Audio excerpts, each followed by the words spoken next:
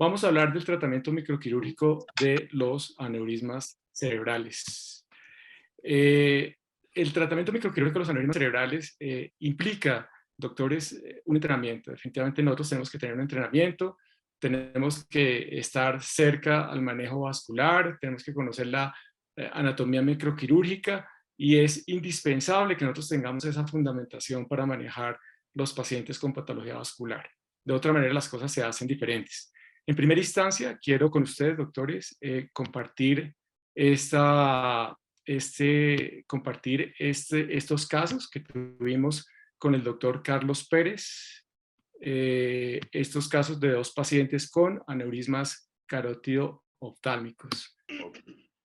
Entonces, a todos me presento, mi nombre es Carlos Pérez, yo soy residente de quinto año del Hospital Militar Central de la Universidad Militar Nueva Granada. Tuvimos estos dos casitos. El primer caso es un paciente masculino de 46 años, un cuadro clínico de cefalea de una semana de evolución y asociado a esto el paciente presenta pues alteraciones en la movilidad del ojo derecho. Es un paciente pues que único antecedente que tiene importancia, es un paciente hipertenso, manejo con losartán y el examen neurológico normal. Este paciente estaba siendo visto de forma ambulatoria. El paciente le decidieron solicitar este estudio, una angioresonancia de forma ambulatoria, como dije, en donde se le observaba pues una lesión de aspecto vascular hipointensa en las secuencias de T2, similar a la intensidad de señal pues de las estructuras vasculares. La observamos acá, se ve como hacia la parte lateral en la arteria carótida interna supraclinoidea izquierda. Esta es la reconstrucción de la resonancia. Aquí podemos observar la dilatación sacular. Impresiona que es de cuello ancho. Aquí vemos una vista inferior donde se ve que está dirigido hacia lateral, también de cuello ancho. Decidimos solicitar un angiotac para este paciente para determinar si el aneurisma era intra o extradural. Acá observamos que la lesión está por encima de la fisura orbitaria superior, impresiona que es intradural, no muy clara tampoco, se dirige hacia medial en este corte axial, en este otro corte axial pues lo vemos más arriba, se dirige un poco lateral. Decidimos con este estudio solicitar un estudio de arteriografía para determinar si efectivamente era intra o extradural, donde observamos en esta imagen de la derecha una proyección lateral de la arteria carótida interna izquierda, donde observamos aquí la arteria oftálmica, y acá observamos la imagen sacular, un aneurisma pues de cuello ancho dirigido hacia superior. Observamos acá pues la emergencia de la arteria comunicante posterior. En estas otras proyecciones observamos acá la arteria carótida interna izquierda, acá la rodilla posterior, la rodilla anterior. Observamos acá que la lesión aneurismática pues emerge inmediatamente después de la rodilla anterior. Acá observamos que está dirigido hacia arriba, hacia superior. En esta otra imagen observamos pues que está inmediatamente después de como dije, de la rodilla anterior y está dirigido hacia lateral y nos confirma pues que tiene un componente intradural, pero el cuello como tal está extradural. Entonces este paciente pues, bueno, el segundo caso clínico, ya ahorita les vamos a hablar les voy a continuar hablando del primer caso clínico. El segundo caso clínico es un paciente de 62 años que ingresa por un cuadro clínico de cefalea y disminución de la agudeza visual del ojo izquierdo de forma progresiva. Después de eso, el paciente ingresó al servicio de urgencias, ingresó en un Glasgow 15 de 15, el paciente pues se le realizó un angiotac, el cual observaba una hemorragia subaracnoidea en la cisterna óptico-carótida y el valle silviano izquierdo, y se observaba esta imagen de aspecto sacular de cuello ancho dirigido hacia superior, también un aneurisma pues carótido oftálmico como el anterior que vimos, un carótido oftálmico verdadero. Este paciente se decidió también llevar a cirugía, pues la imagen preoperatoria, y vemos la reconstrucción que se ve el aneurisma dirigido hacia superior. En estas dos imágenes de acá del lado, de la derecha, se observa que el aneurisma pues fue clipado satisfactoriamente, se observa pues que tenemos conservada la vasculatura a nivel distal, la arteria cerebral media izquierda y la arteria cerebral anterior izquierda. Este es el primer caso clínico con el cual lo vamos a describir completamente. Es un paciente pues que lo llevamos a cirugía, lo posicionamos en decúbito supino para hacer un abordaje terional convencional con control proximal a nivel, le hicimos una cervicotomía para control de la arteria carótida interna izquierda a nivel del bulbo. Acá observamos en esta imagen la parte intraoperatoria ya de la apertura dural. Hicimos una urotomía en C. Observamos el valle silviano, el lóbulo frontal y el lóbulo temporal. Este paciente pues, lo posicionamos bajo los 4 movimientos de flexión de la cabeza, flexión del cuello, extensión de la cabeza y rotación de 5 a 15 grados. Este es un video que les voy a mostrar, espérenme un segundo. Hicimos una disección pues, del valle silviano, de la parte operculoinsular hacia la parte esfenoidal.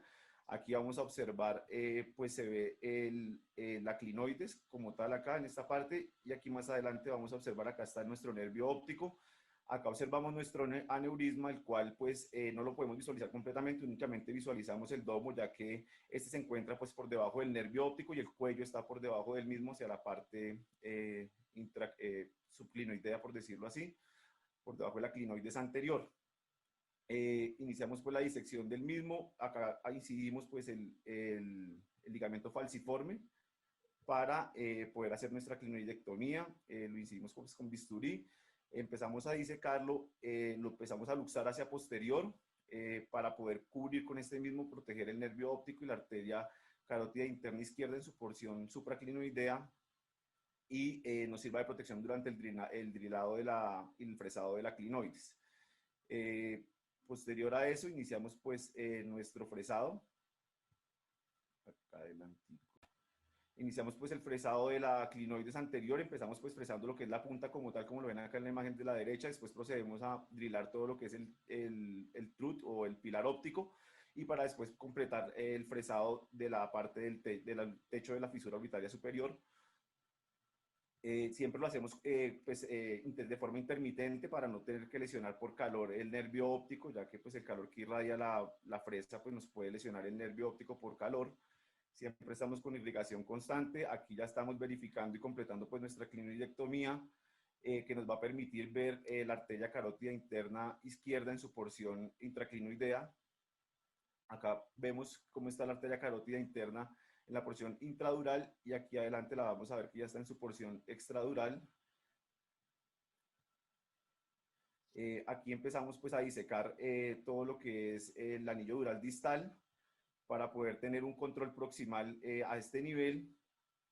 Tuvimos un poco de tuvimos sangrado ahí a nivel de la parte lateral del seno cavernoso de ipsilateral, el cual lo controlamos pues con hemostáticos, con Surgicel, y completamos pues nuestra resección del ligamento del anillo dural distal para poder pues tener el control proximal. Y aquí más adelante vamos a observar que tenemos nuestra arteria carótida interna intraclinoidea. Acá fue el sangrado que tuvimos del seno cavernoso, el cual pues, lo controlamos con Surgicel. Y aquí ya nos permite ver lo que es nuestra arteria carótida interna izquierda en su porción intradural y extradural. Acá lo observamos bien, acá está nuestro nervio óptico, acá observamos pues la porción intraclinoidea y nuestra arteria carótida interna en la porción intradural. Acá pues vamos a observar ahora que ya podemos, esta maniobra nos permite movilizar el nervio óptico hacia arriba para poder ver de forma adecuada el cuello aneurismático, que ya lo vamos a ver aquí un poco mejor.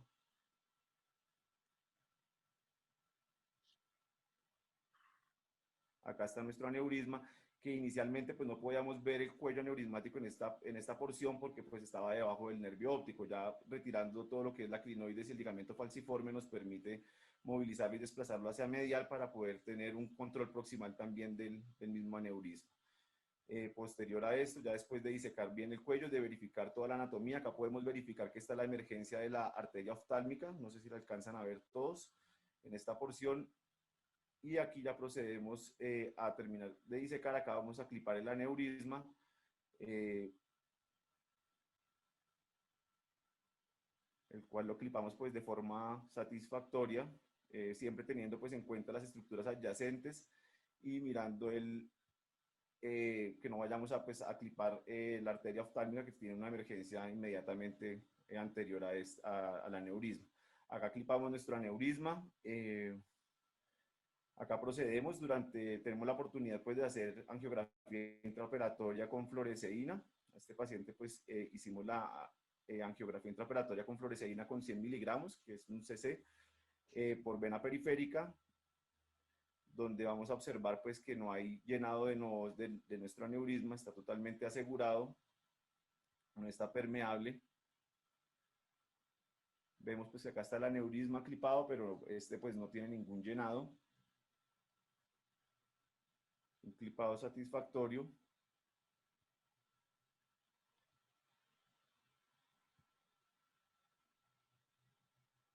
Acá ya prendemos pues la luz normal, la lámpara normal del microscopio, y ya verificamos pues que el aneurisma está asegurado. Posterior a esto, decidimos incidir el aneurisma pues para verificar que no esté permeable, el cual pues no tiene ningún sangrado ni nada, está completamente asegurado. Posterior al procedimiento, el paciente tiene una evolución satisfactoria. Ambos pacientes no presentan deterioros visuales ni en la agudeza visual. Pacientes pues con una evolución satisfactoria. Esta es la imagen posoperatoria de nuestro primer paciente, en el cual observamos que hay un clipaje satisfactorio y se conserva pues el llenado de la circulación distal de la arteria cerebral media y de las cerebrales anteriores. Eso fue todo.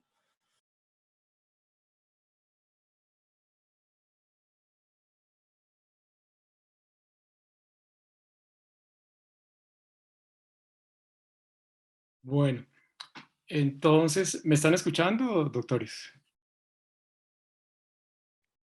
Sí, señor. Estamos escuchando. Perfecto. Bueno, entonces estos pacientes que operamos fueron con el doctor Carlos Pérez, el residente mayor en este momento del Hospital Militar Central. Actualmente ya es neurocirujano exitoso. Muchas gracias, doctor Carlos Pérez, por su presentación. Entonces, un segundo. Déjenme presentarles a este otro paciente. Es una señora de 58 años. La paciente consulta por un cuadro de cefalea. Después de cefalea ingresa al hospital, realmente con una cefalea discapacitante.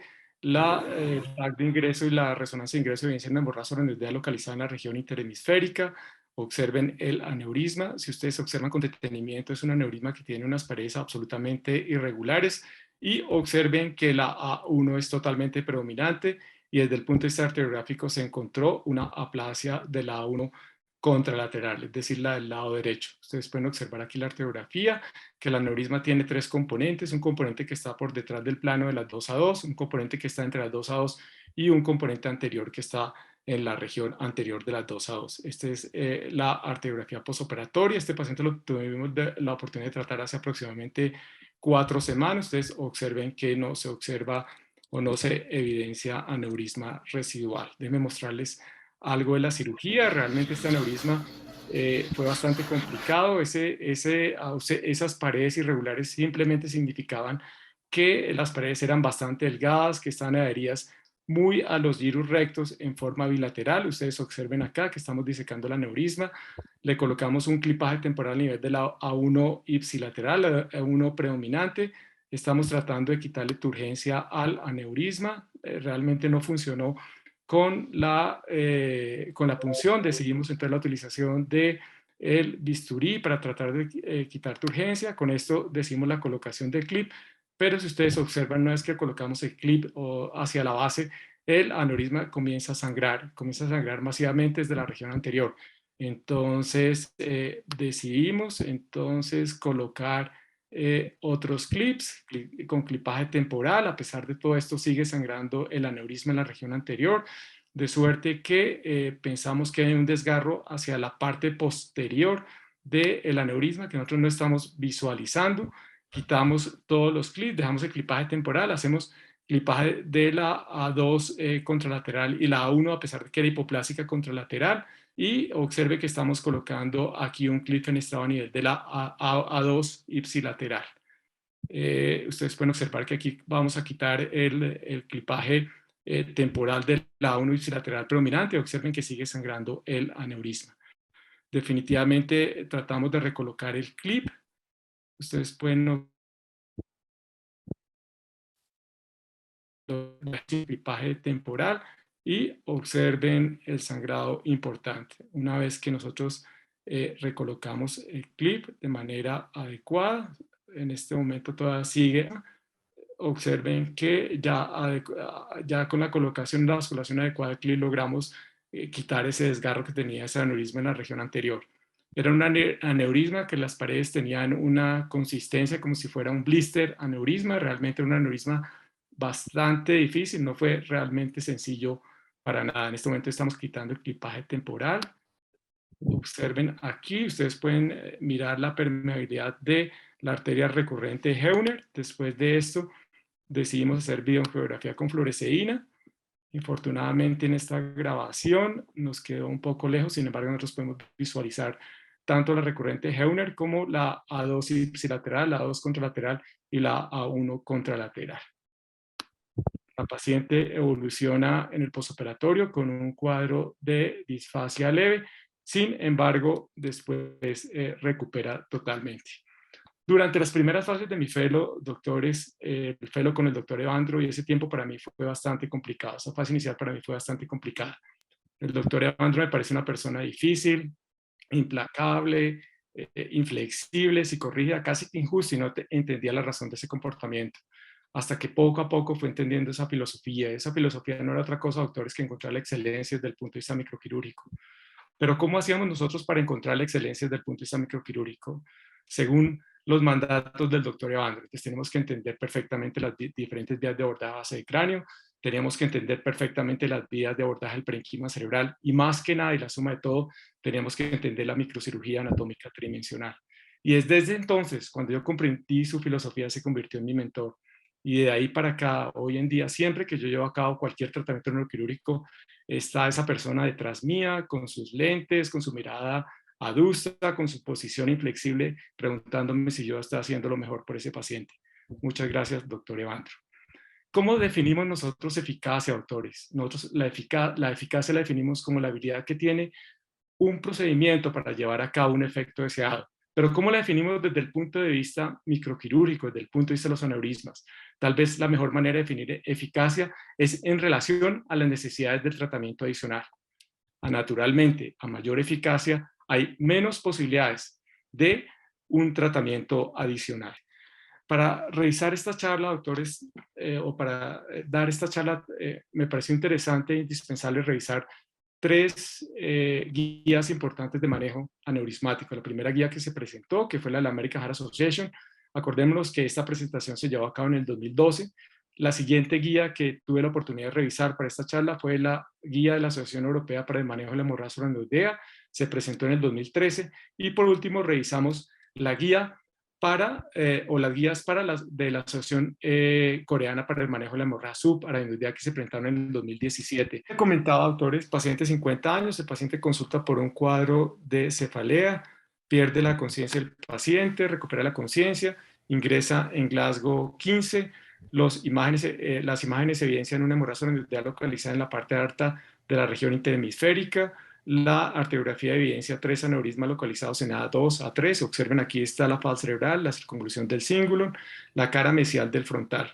Una vez, doctores, que nosotros entendemos las aferencias, entendemos las eferencias, vemos la colocación del clip antes de que realmente se coloque y si va a haber quinquio o a haber comprometer la circulatura de esas ramas A1 y A2, y decidimos la colocación del clip, doctores, la posibilidad de que ese paciente pueda tener o requerir un tratamiento adicional, de que el paciente presente resangrado o de que el paciente tenga bajos índices de obliteración son inexistentes desde el punto de vista neuroquirúrgico, es decir, desde el punto de vista neuroquirúrgico ese paciente queda curado. A sabiendas, doctores, que los resultados no están en nuestras manos, sino que se encuentran en otras manos. Como les comentaba, antes de los inconvenientes que tuvimos, quise revisar estas tres guías, la de la American Heart Association 2012, la guía de la Asociación Europea 2013 y la de la Asociación Coreana que se presentó en el 2017. Paciente 72 años, el paciente consulta por un cuadro de cefalea, pierde la conciencia, el paciente ingresa en Glasgow 12, 13-15 al servicio de urgencias, se estabiliza, 24 horas después está en Glasgow 15-15, ustedes pueden observar un aneurisma grande localizado entre M1 y M2. Pensamos que el mejor tratamiento para este paciente es desde el punto de vista microquirúrgico. Siempre, como decía el doctor Carlos Pérez, y hago énfasis siempre en los residentes, hay 4 pasos que considero fundamentales para tratar un aneurisma cerebral. En primera instancia, siempre propendemos por colocar la cabeza en el Mayfield con 4 movimientos clásicos del movimiento del cuello en relación a la fosa anterior del cráneo. Siempre abrimos el valle silviano desde la región opérculo insular a la región efenoidal. Siempre propendemos por tener una disección de tipo cortante. Y siempre, doctores, intentamos por lo menos tener un control proximal antes de manipular el aneurisma. Ustedes observan que el aneurisma es un aneurisma grande. Aquí está la región temporal, aquí está la cara mesial del frontal. Observen las múltiples adherencias que hay desde el domo aneurismático hacia la cara mesial del frontal. Pero ¿qué pasa cuando las tijeras no cortan? Aquí estamos intentando cortar esta adherencia, no la cortó, la tracción, la desgarró el aneurisma adyacente hacia el domo y observen el sangrado aneurismático.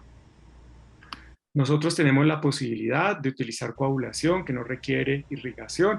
Observen el sangrado importante, intentamos 3 veces de controlar el sangrado, sin embargo no se pudo, de suerte que decimos la colocación de un clip en el sitio del sangrado. Con el clip se logra controlar el sangrado, observen la aneurisma, que es un aneurisma grande en esta localización, y pensamos que está demasiado urgente para intentar llevar a cabo una disección aneurismática, de suerte que le colocamos un clipaje temporal. Ustedes pueden aquí observar el clipaje temporal.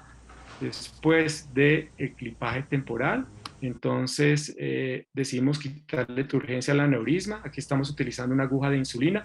Observen que pierde turgencia, sin embargo no es lo deseado, de suerte que consideramos que a pesar de que la pérdida de turgencia es importante, sin embargo necesitamos un poco más, de suerte que utilizamos una aguja de 10, con esto logramos tener un poco más de pérdida de la turgencia del aneurisma y empezamos la disección del aneurisma.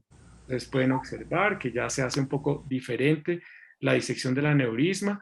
Decidimos la colocación de un clip hacia lo que consideramos la base. Este clip está en el sitio de la ruptura, este clip está en el clipaje temporal y aquí estamos colocando el clip inicial. Algo que nosotros tenemos ventaja en relación a terapia endovascular, que nosotros podemos determinar exactamente dónde está el cuello aneurismático y podemos mejorar nuestro índices de oclusión. Aquí ya colocamos el clip, estamos retirando el otro clip donde existió el desgarro a nivel del domo aneurismático, continuamos nuestra disección, pensamos con la disección de que podemos mejorar los índices de obliteración de ese aneurisma, de suerte que colocamos un segundo clip. Ustedes pueden observar, este es el angioTAC postoperatorio, donde se observa exclusión completa del aneurisma. Ustedes pueden observar el TAC de control de salida del paciente. Observen que hay unas hipodensidades en la región posterior de la circunvolución de Hersh y nosotros interpretamos como relacionadas con el vasospasmo que presenta el paciente. A pesar de esto, el paciente sale sin ninguna clase de déficit. Entonces, bueno, déjenme presentarles también, doctores, este otro paciente, un paciente de 37 años, el paciente consulta por un cuadro de cefalea asociado a intoxicación alcohólica, ingresa al servicio de urgencias, lo valoran, le manejan el cuadro de cefalea, le manejan su cuadro de intoxicación alcohólica, desaparece la cefalea, el paciente mejora, le dan salida, a las 6 horas reingresa por recrudecimiento de la cefalea. Alguien, en definitiva, en el servicio de urgencias le toma un TAC. Observen que hay una hemorragia suraminoidea en el ángulo externo de la cisterna carotidia, algo de la cisterna crural y una calcificación en el domo aneurismático. Tomamos una arteriografía, se evidencia un aneurisma grande localizado en el segmento de la arteria comunicante posterior y con un clip se logra la exclusión completa. El paciente sale sin ninguna clase de déficit. Entonces, estos aneurismas que les he mostrado a ustedes, doctores, los debemos de haber tratado desde el punto de vista microquirúrgico o debemos de haber tratado desde el punto de vista de terapia endovascular. Para responder esta pregunta surgió este gran estudio que fue el ISAT. El ISAT, el objetivo era que fuera un estudio de primera escala, multicéntrico, prospectivo, aleatorio, que trataba de definir cuál de los 2 métodos era mejor tratamiento para la patología aneurismática. Nosotros con CLIPS y los terapistas endovasculares con embolización con coils. Pero este examen comenzó en 1994 y se detuvo abruptamente en el 2002. ¿Por qué se detuvo abruptamente en el 2002? Le damos el informe del ISAT. Pacientes tratados con terapia endovascular con embolización tienen significativamente una disminución de los índices de discapacidad o fallecimiento un año comparado con aquellos tratados desde el punto de vista microquirúrgico.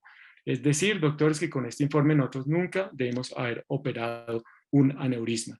Este es el informe del primer año del ISAT, de evolución del primer año de observación del ISAT que se llevó a cabo en el 2005. Miremos, doctores, si todo lo que nosotros estamos viendo o la presunción que tenemos del ISAD es cierto, que nunca debemos de haber tratado un aneurisma. Entonces, un estudio multicéntrico se llevó a cabo inicialmente en 42 centros, pero déjenme decirles aquí ya que el 78% de esos centros estaban localizados en Gran Bretaña. Es decir, ya había unos criterios de selección. Inicialmente, 2.143 pacientes, pero la realidad es que cumplieron los límites de inclusión 9.959 pacientes, o sea, también existió un 78% de exclusión. 2.143 pacientes de 9.559, es decir, estamos hablando de selección, pero bueno, dejemos esto atrás y miremos los resultados. De los 2.143 pacientes asignaron al grupo de terapia endovascular 1.073, al grupo de microcirugía 1.070. De los 1.073 de terapia endovascular quedaron 1.063, de los cuales 250, o sea el 23.7%, presentaron discapacidad o fallecimiento el primer año. De los 1.070 asignados al grupo de microcirugía, quedaron 1.055, de los cuales 326, el 30.6%, presentaron discapacidad o fallecimiento un año. O sea, una diferencia realmente notoria. Con esto los directores del ISAT dijeron, vamos a parar el estudio. Miremos, doctores, a ver si esto es cierto. Esto fue acuñado por la disminución del riesgo absoluto y relativo en el 22.6%, 6.9% a favor de la terapia endovascular, con una disminución del riesgo absoluto del 7.4% para el ISAT a favor de la terapia endovascular. Pero miremos los otros resultados del ISAT. Entonces, el primero, para tratar de determinar cuál de las dos terapéuticas era mejor, era discapacidad o fallecimiento, tal vez el más importante. El segundo, resangrado, y el tercero, convulsiones. Entonces, resangrado, 0.3% de resangrado para el caso de la microcirugía, 0.6% para la terapia endovascular, o sea, 2 veces más de probabilidad de que sangre un paciente con terapia endovascular. Convulsiones se presentó en el 4% desde el punto de vista de la terapia endovascular, 7% para la microcirugía. Necesidades de un tratamiento adicional, 17.4% para la terapia endovascular y 3.8% para la microcirugía. Tanto las posibilidades de un tratamiento adicional como resangrado fueron muy favorables para la microcirugía desde el primer momento en el ISAT. Pero esto pasó a un año. Miremos qué pasó a los 5 años con el ISAT. Pacientes independientes y en buen estado, desde el punto de vista de la terapia endovascular, 83%, desde el punto de vista de la microcirugía, 82%, no hay una diferencia estadística. Fallecimiento para la terapia endovascular, 14% versus 11% a favor de la terapia endovascular. O sea, ya las diferencias entre mortalidad entre la terapia endovascular y la microcirugía son diferentes de lo que veíamos el primer año. Pero veíamos el primer año que la mortalidad para el caso de la microcirugía era 30.9%. Pero miremos qué pasa a los 5 años. A los 5 años la mortalidad aumenta un punto y queda en el 31.9%. Miremos qué pasa desde el punto de vista de la terapia endovascular. 23.5% el primer año y a los 5 años aumenta el 27.8% con una tendencia ascendente. Entonces miremos el resultado del ISAD a los 5 años. Para pacientes de observación, para pacientes con aneurismas pequeños, rotos en la circulación anterior, en buen estado neurológico, la embolización resulta en menos morbilidad desde el punto de vista perioperativo que el clipaje. Sin embargo, las ventajas de la embolización son menos convincentes en relación al tiempo y para los 5 años la superioridad de la embolización es discutible. Entonces aquí estamos viendo las cosas diferentes. Miremos exactamente qué pasa en el ISAT. Exclusión del 78%. Increíble. 9.959 pacientes, únicamente quedaron 2.143. ¿Qué implica? Selección. Y sabemos que la selección se lleva a cabo principalmente por los grupos importantes de terapia endovascular para tratar de embolizar pacientes que fueran asequibles a esta técnica. Pero tal vez la crítica más importante del ISAT es el aumento del tiempo en la aleatorización de los pacientes. La idea del objetivo inicial era que se trataran por ambas técnicas las primeras 24 horas. La realidad es que no se llevó a cabo de esta manera. Desde el punto de vista de la microcirugía se trataban en 1.7 días, desde el punto de vista de la terapia endovascular en 1.1 días. ¿Cuál es la diferencia, doctores, entre 1.1 día y 1.7 días? Son 15 horas de diferencia. Yo les digo, doctores, que nosotros estamos hablando de columna, estamos haciendo un estudio comparativo de tumores, etcétera, etcétera, etcétera. 15 horas no tiene importancia, pero desde el punto de vista de hemorragia renal sí. ¿Y en qué se tradujo esto, doctores? Se tradujo en 19 muertes para el caso o para el grupo de microcirugía y se tradujo en 7 muertes para el grupo de terapia endovascular. ¿Qué quiere decir esto? Si hacemos la resta, quedaron 12 más fallecimientos para el grupo de microcirugía, antes de que comenzara el ISAT a funcionar, o sea, como complicaciones pre-inicio del tratamiento. Y también se presentaron 11 más hemorragias renal en el grupo de microcirugía, como como consecuencia de la diferencia de esas 15 horas en el inicio de tratamiento entre las dos técnicas. Y si yo les digo, doctores, que la metodología del ISAT era que las complicaciones o mortalidad pretratamiento se sumaran como complicaciones o mortalidad post-tratamiento. Y vamos a ver la importancia de esto posteriormente. La geografía no fue indicativa en el ISAT, o sea, no era una regla estricta del ISAT. Sin embargo, se presentaron 450 radiografías en el grupo de microcirugía con unos índices de obliteración del 81%. 81% es muy importante si lo comparamos con los índices de obliteración de la terapia endovascular, pero es muy bajo si comparamos con otros sitios de alta tecnología, pero más que tecnología, alta experiencia desde el punto de vista de la microcirugía vascular, y posteriormente lo vamos a ver. Pero si yo les acuño a esto, doctores, que en el ISAT el 88% de los pacientes estaban en buen estado, que el 93% de los aneurismas tenían menos de 10 milímetros y que el 97% se localizan en territorio anterior, no nos hace pensar sino que los neurocirujanos del ISAT les faltó experiencia.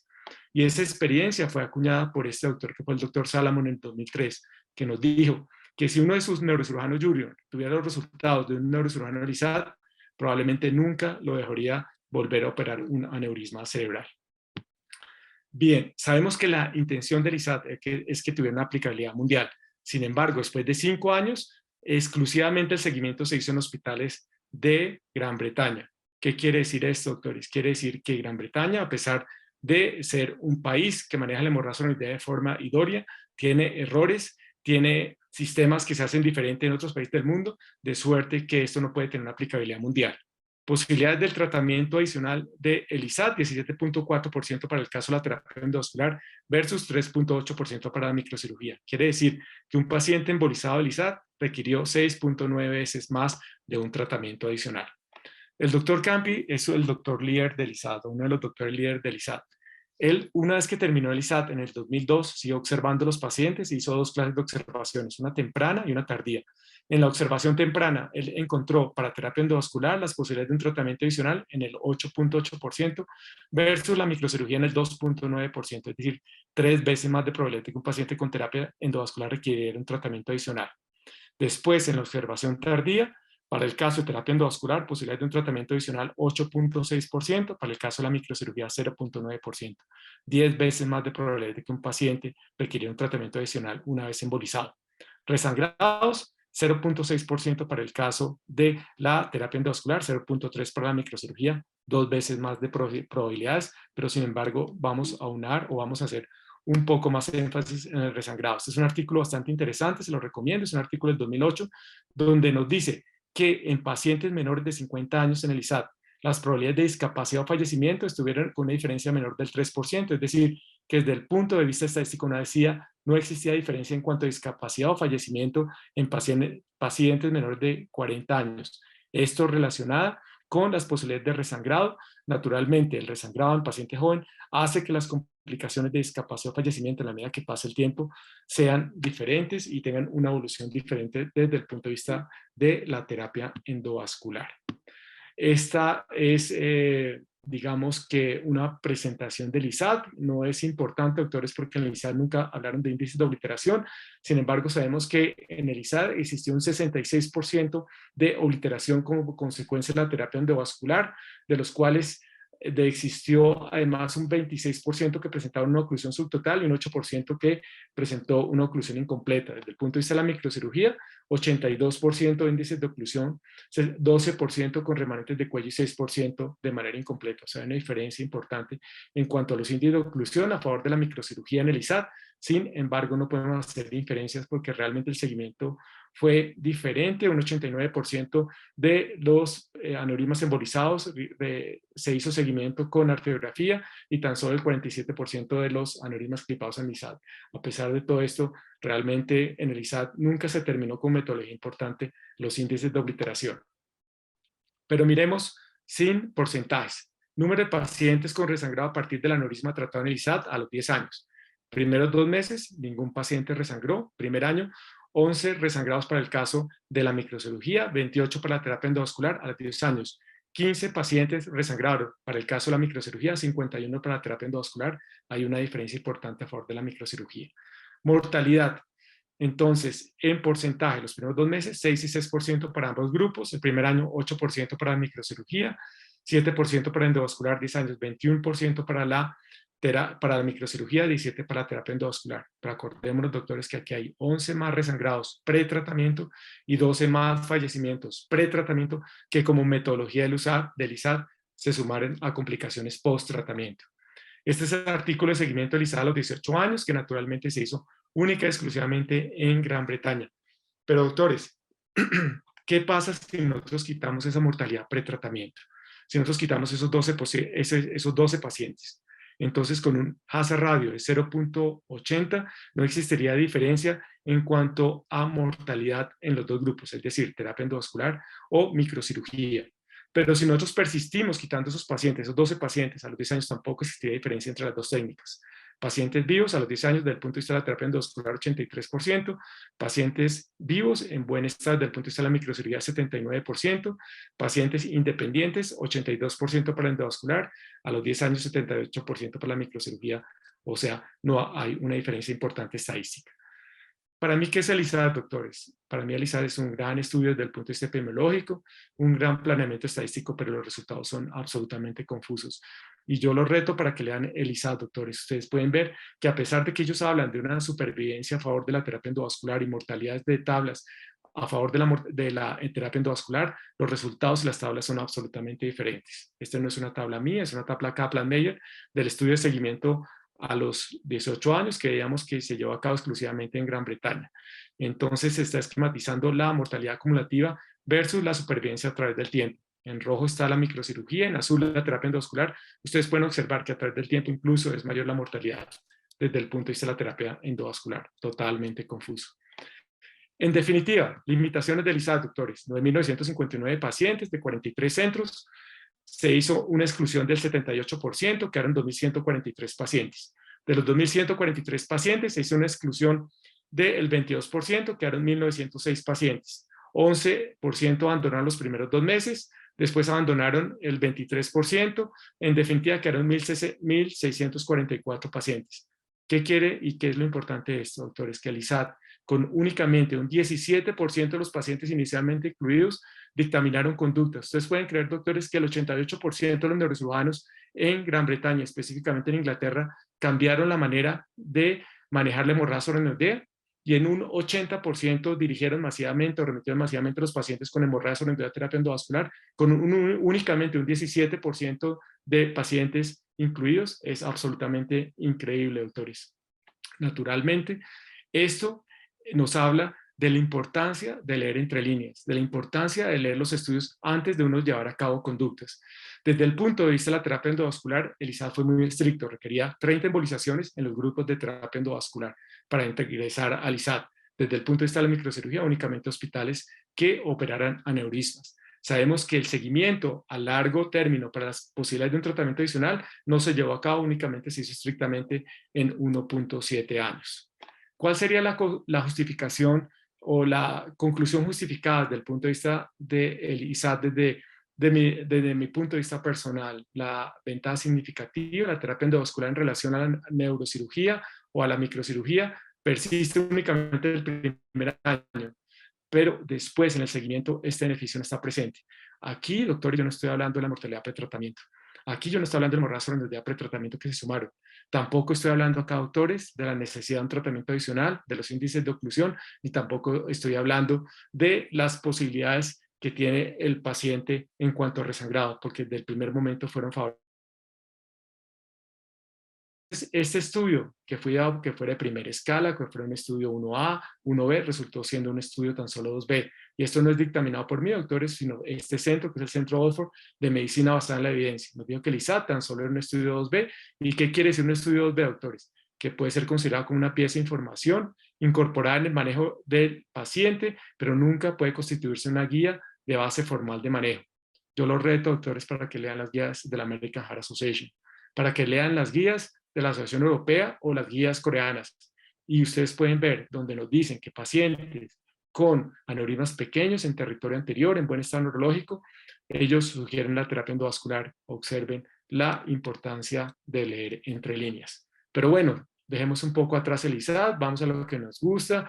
Aquí pueden observar la arteria basilar, la pica, la serosa superior, y aquí está la AICA. Esto para acordarnos de esta paciente, una paciente de 57 años, la paciente consulta por un cuadro de cefalea, un tercer parte del ojo derecho, ustedes pueden observar el TAC de ingreso, una hemorragia masiva a nivel de la región interpeduncular, algo de la cisterna crural, algo de la cisterna ambiens, redondamiento del tercer ventrículo, presencia de cuernos temporales y mayor compromiso de la cisterna del valle silviano del lado izquierdo.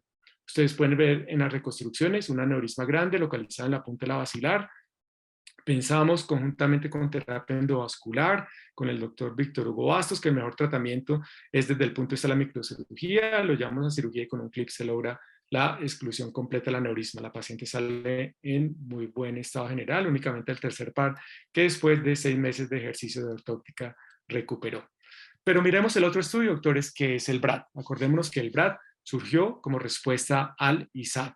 La idea y el objetivo principal del BRAD fue no cometer los errores bioestadísticos que ha tenido el ISAT y que fueran tratados los pacientes con las dos técnicas desde el punto de vista de neurocirujanos de alta excelencia y al igual por terapistas endovasculares. Fue un estudio que se llevó a cabo en el Barrett Institute de Phoenix, Arizona, se llevó a cabo desde el 2003 hasta el 2007 y se hizo un seguimiento estricto por 10 años. A diferencia del ISAT, sabemos que inicialmente se incluyeron 725 pacientes, sabemos por qué existió la exclusión de cada uno de estos aneurismas. Igualmente sabemos que quedaron 327 aneurismas, de los cuales 177 eran de cuello ancho y 150 de cuello pequeño. Por favor, les pido que me sigan en esto.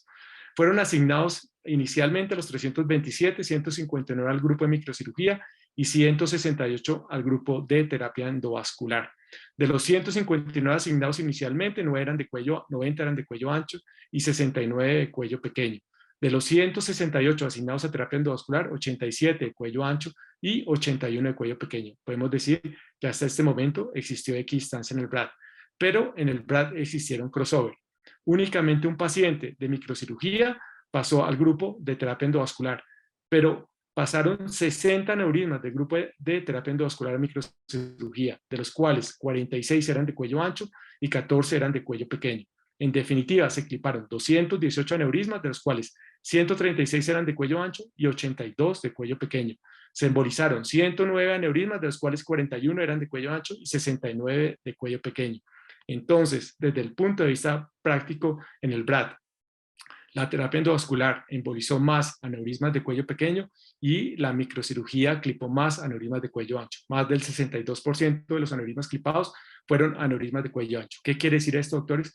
Para nosotros el aneurisma de cuello ancho implica un poco más de entrenamiento, un poco más de experiencia, pero no es una técnica difícil. Para la terapia endovascular ellos requieren embolización asistida por stent, embolización asistida por balón, etcétera, etcétera, etcétera. Bien, entonces como les comentaba, el estudio se llevó a cabo desde marzo del 2003 a enero del 2007. A diferencia del ISAT, no había criterios anatómicos de exclusión. Se incluyeron 6 grupos de hemorragia subaracnoidea en el BRAD, no relacionada con aneurismas, la relacionada con malformaciones arteriovenosas o fístulas, aneurismas fusiformes, blister aneurismas, aneurismas disecantes o aneurismas saculares. Lo que comentábamos del crossover, un solo paciente con aneurisma de cuello pequeño pasó del grupo de microcirugía a terapia endovascular y 60 aneurismas, de los cuales 46 eran de cuello ancho, pasaron del grupo de terapia endovascular microcirugía. Pero miremos lo que nos interesa, los resultados. Entonces, podemos ver las posibilidades de un tratamiento adicional. Inicialmente del grupo de microcirugía 2 de 241, o sea, un 0.8% de posibilidad de un tratamiento adicional para el grupo de microcirugía. Y para el grupo de terapia endovascular 23 de 115, o sea, un 20%, realmente muy favorable las posibilidades de un tratamiento adicional a favor de la microcirugía. Podemos decir que en términos general en el BRAD las posibilidades de un tratamiento adicional para el caso de la terapia endovascular fue el 19%, no muy diferente al 17.4% del ISAT. Miremos, doctor, los índices de obliteración, 93% para la microcirugía y 22% para la terapia endovascular, o sea, muy favorable a la microcirugía. Se presentaron 2 hemorragias subaracnoideas en el BRAD a los 7-5 años, 9-5 años, que nos habla de las posibilidades de impactación de los COIs, recrecimiento del aneurisma, recurrencia del aneurisma, y esto nos hace a nosotros pensar que todo paciente con terapia endovascular siempre tiene que tener seguimiento, no solo con angioTAC, sino también con arteriografía. Pero lo más importante, en el BRAD no existió diferencia en cuanto a discapacidad o fallecimiento, lo que se presentó en el ISAT, o sea, aquí no existió absolutamente ninguna diferencia. Observemos cómo se llevó a cabo los tratamientos de acuerdo a la localización de los aneurismas. Aquí aneurismas de territorio posterior. Podemos decir que principalmente los aneurismas de la pica se cliparon, la cerebrosa superior se cliparon, principalmente los de la cerebral posterior se embolizaron y hubo equidistancia en los de unión vértebro-basilar. Tal vez en el territorio anterior existió un poco más de equidistancia en los dos tipos de tratamiento o las dos técnicas de tratamiento en el BRAD. De pronto se cliparon más aneurismas de la arteria comunicante anterior y de la porción proximal de la carótida supraclinoidea. A los 10 años, la mortalidad para ambos grupos fue del 34% y no existió ninguna diferencia. De pronto, el primer año, algo en favor de la terapia endovascular en relación a aneurismas del territorio posterior, sin embargo, no fue estadísticamente importante durante el seguimiento del BRAD. Importante en el BRAD, no existieron los problemas del ISAT, no hubo 15 horas de diferencia entre el inicio del tratamiento en las dos técnicas, no hubo 11 más resangrados o 12 más fallecimientos como complicaciones pre-tratamiento que se sumaron como complicaciones y mortalidad post-tratamiento. Algo que me parece muy interesante, doctores, es el aneurisma de cuello ancho. ¿Por qué? Vuelvo y les insisto, para nosotros requiere algo más de experiencia, algo más de entrenamiento, pero la realidad es que no es difícil. Para los terapistas endovasculares es diferente. Miremos cómo se definió un aneurisma de cuello ancho en el BRAD. Que el cuello fuera mayor o igual a 4 milímetros o la relación domo-cuello menor de 2 milímetros. Sabemos que de los 327 aneurismas, 177 eran del cuello ancho en el BRAD, es decir que el 54.1% de los aneurismas fueron de cuello ancho. Siempre durante todo el BRAD, los pacientes que albergaban aneurismas de cuello ancho presentaron más complicaciones desde el punto de vista clínico, eran pacientes mayores y en peor estado neurológico. Miremos los resultados exclusivamente para aneurisma de cuello ancho. De los pacientes clipados, veíamos que eran 218, de los cuales 136, el 62.4%, fueron aneurismas de cuello ancho. Pacientes embolizados, de los 109, 41, 37.6 fueron aneurismas de cuello ancho. Como les decía, nosotros clipamos o se clipó más desde el punto de vista de la microcirugía para aneurismas de cuello ancho, mientras que se embolizó más aneurismas de cuello pequeño para el caso de la terapia endovascular. Pero miremos los resultados, doctores. Entonces, índices de obliteración. Entonces, embolización con COVID, postoperatorio inmediato, 51.2% de índice de obliteración para la terapia endovascular, 3 años 31.8%, 6 años 35.7%. Miremos el brazo de la microcirugía. Índices de obliteración, 84.3% en el postoperatorio inmediato, 3 años 84.6%, 6 años 91.8%. Una diferencia notable a favor de la microcirugía entre la analizar, los índices de oclusión están en el 81%, entonces pueden observar que realmente es una diferencia notable si se lleva a cabo este tipo de tratamiento con personas de alta excelencia, de alto entrenamiento y experiencia. Miremos en cuanto a las posibilidades de un tratamiento adicional para ambas técnicas en aneurismas de cuello ancho en el BRAD. Embolizados, aneurismas de cuello ancho 41, de los cuales 11 requieren un tratamiento adicional, es decir, el 26.8%. Clipados, 136, de los cuales ningún paciente, doctores, requirió un tratamiento adicional para aneurismas de cuello ancho. Como les comentaba, el aneurisma de cuello ancho lo albergó principalmente pacientes mayores en peor estado clínico, se originaron de la arteria cerebral media, la punta de la basilar, de la carótida supraclinoidea diferente en unión con la arteria comunicante posterior, y siempre en los peores resultados clínicos los presentaron los pacientes que albergaron aneurismas de cuello ancho. Limitaciones del BRAD, al igual que el ISAD hay limitaciones, doctor. En primera instancia, se llevó a cabo solo en el Barrett Institute de Phoenix, Arizona. Naturalmente eso crea una selección. Se presentaron, tal vez esta es la limitación más importante, los crossovers. Yo me pregunto, doctores, si esos 46 aneurismas de cuello ancho que pasaron o sellaron de crossover desde el grupo de terapia endovascular microcirugía no hubieran pasado a microcirugía, ¿qué hubiera pasado con esos 46 aneurismas de cuello ancho? Pienso que probablemente los índices de obliteración hubieran sido menores, se hubiera presentado más necesidad de tratamiento adicional y posiblemente resangrados. Entonces, naturalmente, esto crea una limitación importante. El BRAD no fue exclusivamente determinado por aneurismas de cuello ancho. La mayoría de los aneurismas no se midieron con arteriografía, sino con angioTAC, y tal vez esto cuenta para ambas técnicas. Acordémonos que el estudio de presentación del BRAD se llevó a cabo en marzo del 2019. Naturalmente nosotros estamos viendo una foto de lo que pasó del 2003 al 2007 con seguimientos de 10 años. Pero, doctores, hoy en día la terapia endovascular tiene el pipeline, tiene el web, etcétera, etcétera, etcétera. Ellos han aumentado en todas las técnicas, al igual que nosotros. Nosotros tenemos mejores microscopios, mejores Doppler de precisión, potenciales evocados, etcétera, etcétera, etcétera, mejor videoangiografía. Naturalmente, hoy en día probablemente los resultados de BRAD hubieran sido diferentes. Pero, doctores, esto es lo más cercano que nosotros tenemos a medicina basada en la evidencia. Es una foto, pero de esto tenemos que basarnos. Algo importante es que en el BRAD, a diferencia del ISAT, no hubo ninguna diferencia en cuanto a discapacidad o fallecimiento entre ambas técnicas. En lo que sí existió diferencia es en los índices de obliteración, en las posibilidades de un tratamiento adicional y en resangrado, siempre a favor de la microcirugía. Paciente 35 años, el paciente consulta por un cuadro de cefalea, convulsiones, es visto en otra institución, después de 12 días nos lo remiten a nuestra institución, observa un aneurisma gigante localizado entre M1 y M2 del lado derecho. Con un clip se logra la exclusión completa del aneurisma, sale sin ningún déficit. Pero ¿qué pasa, doctores, cuando nosotros quitamos esa camisa de fuerza, que son los estudios prospectivos, aleatorios, controlados? ¿Qué pasa si nosotros vemos desde el punto de vista clínico diario entre las dos técnicas, entre la embolización versus la microcirugía? Entonces, de eso se trata este estudio. Es un estudio del 2019. Se llevó a cabo en una primera fase administrativa, 7.658 pacientes, después de hemorragia subaracnoidea, tratados en 22 centros, en 22 hospitales de Europa, Estados Unidos y Australia, del 2007 al 2013. Y como no se cumplió la hipótesis, entonces se llevó a cabo un segundo estudio en 2 hospitales exclusivamente europeos del 2006 al 2016 con 1.501 pacientes. Pero ¿cuál fue la hipótesis? Desde el punto de vista clínico diario, la embolización está asociada con mejores resultados que el clipaje. Miremos si esto es cierto. Fase administrativa, 7.658, como no se cumplió la hipótesis, 1.501 pacientes. Miremos los resultados. A los 14 días, la mortalidad para el grupo de microcirugía, 6.4%, terapia endovascular, 8.2%.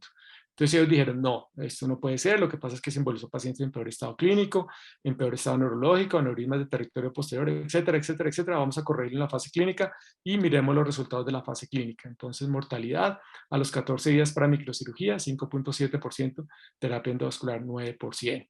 Estas son las tablas de inclusión de acuerdo a edad y de acuerdo al sitio donde se lleva a cabo los diferentes tipos de tratamiento. Y observen que en el 2007 tanto hay equidistancia entre las dos técnicas a nivel de estos centros, por lo menos, estos 22 centros.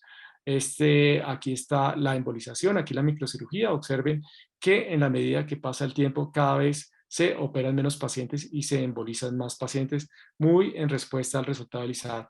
Esta disminución de la microcirugía. Estas son las tablas de inclusión del segundo estudio, que fue esa fase clínica que trató de corregir los problemas de la fase administrativa. Ellos concluyen diciendo que definitivamente en la fase administrativa no existió realmente una relación importante entre qué clase de pacientes se habían embolizado, la edad, territorio posterior, complicaciones, etcétera, etcétera, etcétera, pero que sí se corrigió desde el punto de vista de la fase clínica y que ellos creen que es muy improbable que la alta mortalidad en relación a la embolización está únicamente explicada por la selección de pacientes en pobre estado para la embolización o en aneurismas complicados de territorio posterior. De suerte que la conclusión es que desde el punto de vista clínico diario, la embolización después de hemorragia subaracnoidea está asociada con mayores índices de mortalidad a los 14 días y realmente esta técnica no es superior en cuanto a discapacidad o fallecimiento a los 90 días. Incluso para aneurismas mayores, en este estudio se encontró mejores resultados desde el punto de vista de la microcirugía. La realidad es que el 90%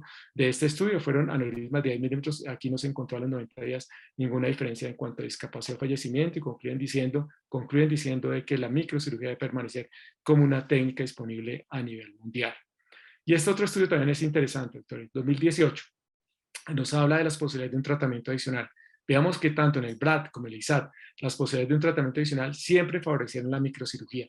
Pero esto, ¿desde qué punto se produce o cómo se traduce desde el punto de vista clínico? Este es un metaanálisis con el método PRISMA. Se hizo búsquedas en Medline, en PubMed y en Embassy. Se llevó a cabo 25 artículos con 1.064 pacientes. Estas son las tablas de inclusión. Aquí no solo se comparó la embolización desde el punto de vista de la terapia endovascular, sino también la utilización de Pipeline. Entonces, ¿qué pasa cuando un paciente se emboliza? Tiene bajos índices de obliteración y el segundo procedimiento es la cirugía. Entonces, si el segundo procedimiento después de la embolización es la cirugía, los índices de oclusión están en 91.2%. Si es embolización, después de embolización, los índices de oclusión están en el 51.3%. Pipeline, después de embolización, 72.1%. Embolización después de cirugía, 58.2%. Siempre la mejor obliteración se lleva desde el punto de vista de la microcirugía. Pero ¿qué pasa qué pasa en relación a la mortalidad? ¿Cómo son los índices de mortalidad? Entonces, mortalidad por embolización primero y después la cirugía, la mortalidad está en el 5.6%. Embolización después de embolización, 0.8%. Pipeline, 10.9%. Embolización después de cirugía, 9.3%, es la mayor. Pipeline después de pipeline, la mortalidad en el 2%. A mí me pareció que 5.6% de cirugía después de embolización es alto, de suerte que yo quise averiguar qué era lo que estaba pasando en este artículo y encontré que se presentó, requirieron trapping, grapping, ligación o bypass en el 1.9%, 2.7%, 1.8% y 2.1% de los pacientes operados. ¿Qué quiere decir esto, doctores?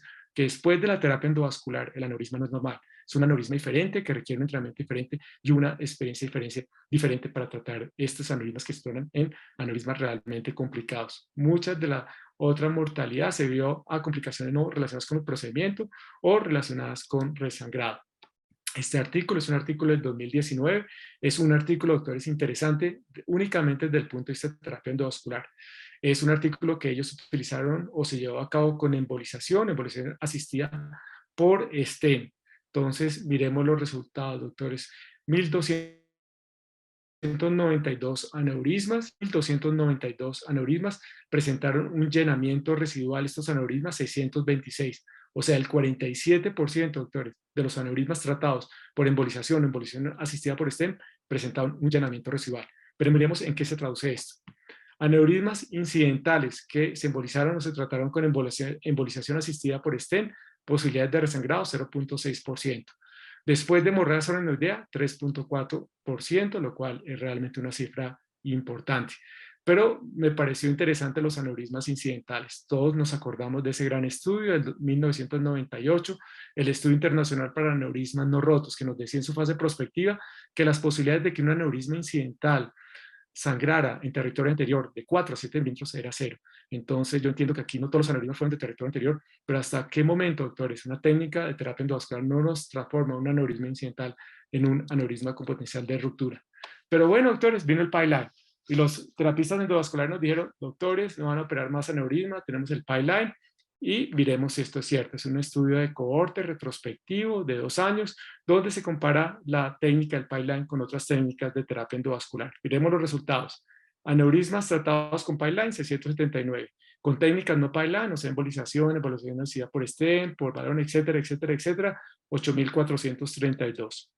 Necesidad de un tratamiento adicional con el pipeline, 8.1%. Las otras técnicas de terapia endovascular, 11.6%. Con esto, doctores, es difícil que nosotros dejemos de clipar aneurismas. Pero lo último es el web. Entonces llegó el web y nos dijeron los terapistas endovasculares, doctores, no más aneurismas de cuello ancho van a operar, no más aneurismas de arteria cerebral media. Miremos este estudio que es bastante interesante desde el punto de vista epidemiológico y estadístico. Es un estudio prospectivo, multicéntrico, controlado, que se llevó a cabo en Europa. Es un estudio donde nosotros vamos a ver los resultados combinados del WESCAP y el WESCAP 2. Miremos los resultados con el web. Entonces, índices de oclusión, 50.8%, relativamente bajo. Remanentes de cuello, 32.8%. Remanentes de aneurisma, 16.4%. Posibilidades de un tratamiento adicional, 11.4%. Realmente con esto nosotros no vamos a dejar de operar aneurismas de cerebral media o aneurismas de cuello ancho. Y miremos este artículo. Este artículo es únicamente dictaminado para aneurismas de arteria cerebral media, de acuerdo a los diferentes tipos de tratamiento de la terapia endovascular. Es un estudio retrospectivo, observacional, a corto y a largo plazo. Entonces se utilizaron o se utilizó el web en 21 aneurismas y miremos las posibilidades de un tratamiento adicional, 9.5%. Con esto, doctores, nunca van a alcanzar los índices de obliteración las posibilidades de un tratamiento adicional que tienen un clipaje desde el punto de vista de la microcirugía. Es importante, doctores, que ustedes se graben esta tabla, principalmente los residentes y para todos nosotros es interesante. Siempre que llegue un paciente con hemorragia solenoidea, les pido por favor que recuerden esta tabla. ISAT, vamos a hablar de estudios de medicina basada en la evidencia. ISAT, seguimiento estricto, 1.7 años, posibilidad de un tratamiento adicional, 17.4% para el caso del endovascular, 3.8% para la microcirugía. BRAD, el estudio de mayor seguimiento de medicina basada en la evidencia hasta la época actual. Posibilidades de un tratamiento adicional para terapia endovascular, 20%, para la microcirugía, 0.8%. Pipeline, seguimiento a 2 años, posibilidad de un tratamiento adicional 8.1%. Web, seguimiento a 3 años, posibilidad de un tratamiento adicional 11.4%. Gracias a esto, doctores, porque esto es una ayuda importante para nosotros determinar cuál es el tratamiento más idóneo para estos pacientes. Quiero presentarles este artículo, doctores, que es un artículo interesante. Les pido por favor que lo lean con detenimiento alguna vez. Nos habla de las posibilidades de un resangrado de acuerdo a los índices de obliteración del aneurisma. Acordémonos que este estudio fue un estudio prospectivo de 1996 a 98, se hizo un seguimiento hasta el 2005 y el promedio de seguimiento fue a 4 años. Entonces, en definitiva, este estudio nos habla de la importancia de los grados de oclusión con el tratamiento inicial. Y de acuerdo al grado de oclusión, este estudio nos dice que el grado de oclusión es un fuerte predictor de las posibilidades de resangrado. Miremos cuáles son los resultados. Cuando los índices de oclusión fueron completos, es decir, del 100%, las posibilidades de resangrado están en el 1.1%. Cuando los índices de oclusión fueron del 91 al 99%, las posibilidades de resangrado están en el 2.9%. Cuando los índices de oclusión están en el 70 y el 90%, los índices de oclusión, la posibilidad de resangrado está en el 5.9%. Cuando los índices de oclusión fueron menos del 70%, las posibilidades de resangrado están en el 17.6%. Doctores, este estudio se comparó la terapia endovascular con embolización versus el clipaje. Entonces, si nosotros recordamos esto, acordémonos qué pasó en el BRAD. En el BRAD nos decía que desde el punto de vista general de la terapia endovascular, los índices de oclusión están en el 22%. Para aneurismas de cuello ancho están en el 35%. Observen lo que implica una oclusión menor del 70%. ¿Qué pasa para la microcirugía en el BRAD? Índices de oclusión 93% general, para aneurismas de cuello ancho 91%. Observen la diferencia. Ese estudio prospectivo, el WESCAT 1 y el WESCAT 2, índice de obliteración del 50%, menor del 70%. Esa es la realidad, doctor, de la medicina basada en la evidencia. Entonces, miremos el WEB. Este es un estudio importante del 2020. Nos habla de la embolización con WEB versus la embolización asistida con STEEN. Miremos los resultados. Las posibilidades de un tratamiento adicional, 10.6% para el caso de WEB y 12.1% para la embolización asistida por STEEN. Este es un artículo que me parece bastante interesante, es un artículo de 2020, donde se llevó a cabo el tratamiento de aneurismas complicados de la arteria comunicante anterior, aneurismas no rotos. Fue un estudio retrospectivo de 1997 al 2018. Miremos los resultados. Sabemos que la oclusión fue mayor del 95% en 284 pacientes, es decir, el 94.7% de los pacientes clipados con aneurismas de arteria comunicante anterior complicados, y fue el 90 al 95% en 13 pacientes, o sea, el 4.3%. Se presentaron 3 pacientes que requirieron grafting y 2 pacientes fallecieron, es decir, el 0.7%. Y en este estudio nos concluyen diciendo de que la microcirugía es un tratamiento fundamental para el manejo de los aneurismas complicados de arteria comunicante anterior y por tanto es una técnica disponible a nivel mundial. Entonces, aquí vemos los resultados en este estudio. Buenos resultados, 99%. Fallecimiento en 2 pacientes, 0.7%. Pobres resultados en un paciente, 0.3%. En un paciente, 0.3%. Es decir, complicaciones menos del 1%. Estas son las tablas de inclusión. Este otro artículo me parece también bastante interesante. Es de septiembre del 2020. En este artículo se comparan las 2 técnicas en 2 hospitales americanos de forma prospectiva. Se llevó a cabo del 2012 al 2015. Miremos los resultados. Índices de oclusión para el hospital que clipó únicamente aneurismas, 84.2%, y para el hospital que embolizó únicamente 31%. Entonces, ellos nos concluyen diciendo que definitivamente a corto y a largo plazo la microcirugía ofrece mayores índices de oclusión y que es importante determinar cómo se traduce clínicamente y cómo se traduce en mortalidad el hecho de la necesidad de un tratamiento adicional. Aquí, por ejemplo, índice de oclusión al primer mes, 2.3% para el caso de la terapia endovascular, 1.1% para la microcirugía, a los 24 meses, 4.5% posibilidad de un tratamiento adicional para terapia endovascular, 0% para la microcirugía. En definitiva, doctores, yo me he permitido hacer una tabla de sugerencias. Esto es simplemente una sugerencia. Yo pienso que en últimas, quien debe determinar cuál es el mejor tratamiento para ese paciente es el neurocirujano, naturalmente basado en su experiencia, en su entrenamiento, en su manera de manejar la clase de aneurisma que tiene que enfrentar. No mejor que el neurocirujano propio conoce el paciente y sabe cuál es la técnica mejor para ese paciente. Sin embargo, hago estas sugerencias, vuelvo, insisto, tan solo es una sugerencia con todo el respeto. Microcirugía, principalmente para pacientes jóvenes de 65, 70 años con mínima comorbilidad, que tengan contraindicación para medicación antiplaquetaria, que tengan pacientes con accesos arteriales difíciles o por preferencia del paciente.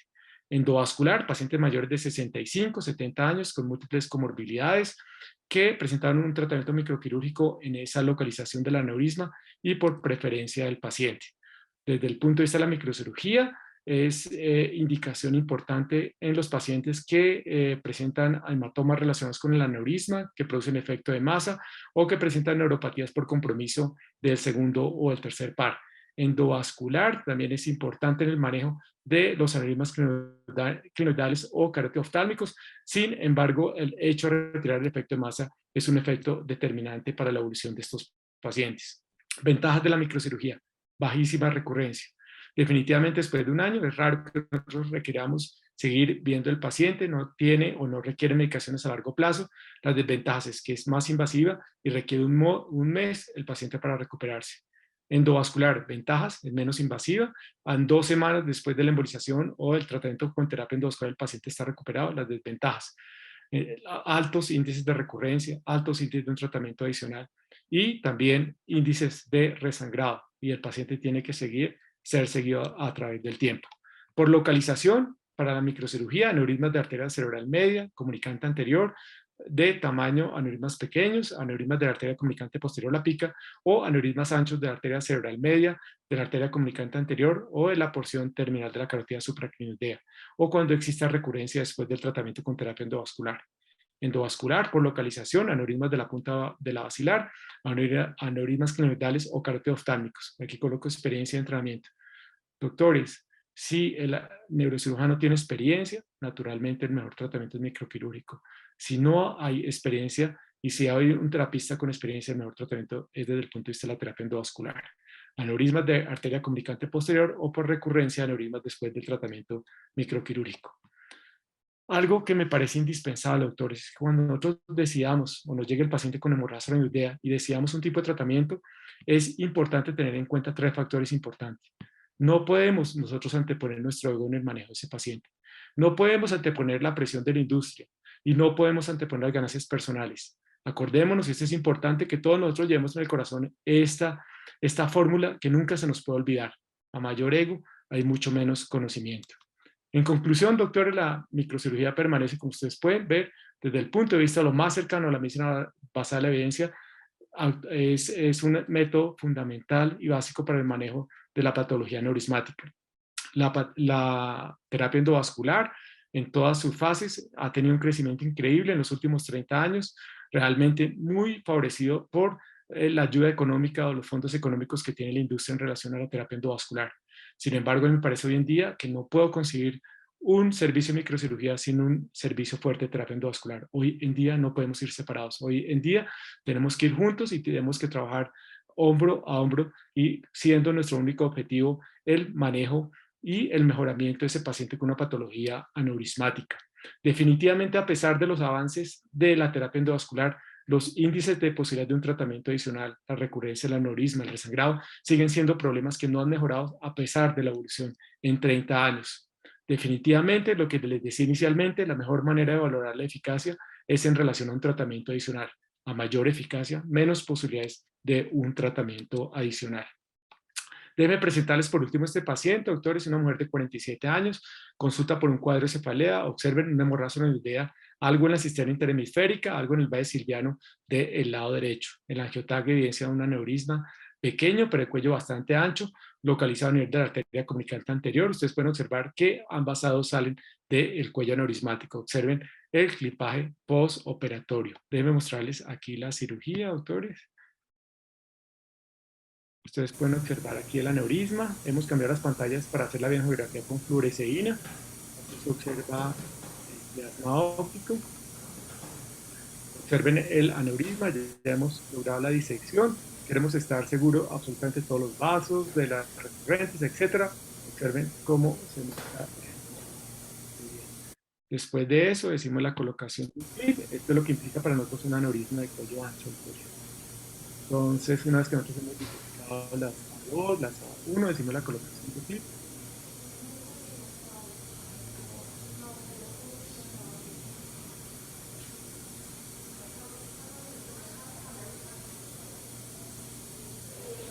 Una vez que colocamos el clip, quedamos satisfechos, hacemos la biogeografía. Algo interesante de la fluoresceína es que solo cuesta 20.000 pesos, la indiosanina cuesta más de 1 millón de pesos y en Colombia no se consigue. Algo que tiene en contra la fluoresceína en relación a la indiosanina es que demora hasta más de 30 minutos en excretarse. Ustedes pueden observar que no había comunicación entre la fluoresceína localizada a nivel de la comunicación anterior de cuerpo que el paciente está tratado. Doctores, si mi intención, o sonó como que mi intención es tratar de desacreditar la terapia endovascular o tratar de no reconocer la terapia endovascular, yo creo que no fue el mensaje que quise dar. Simplemente quise dar el mensaje de lo que significa las dos técnicas en relación a la medicina basada en la evidencia, doctores. Y es el único mensaje, yo no quiero crear polémica en esto, simplemente expresar mi filosofía en relación a la hemorragia subaracnoidea, lo más posible cercano, basado en la medicina basada en la evidencia. Quiero expresar gratitud por todos mis profesores desde el principio. Yo pienso que sin ellos no sería uno lo que es hoy en día. Y quiero expresar importante gratitud por el doctor Evandro Oliveira. Tal vez la mejor manera de vivir de acuerdo a su filosofía no es hablar, sino es tratar de uno vivir diariamente en el manejo de los pacientes de acuerdo a esa filosofía microquirúrgica que nos inculcó tan fuertemente. Muchas gracias, doctores, muy amables, muy gentiles por su paciencia y cualquier pregunta con mucho gusto.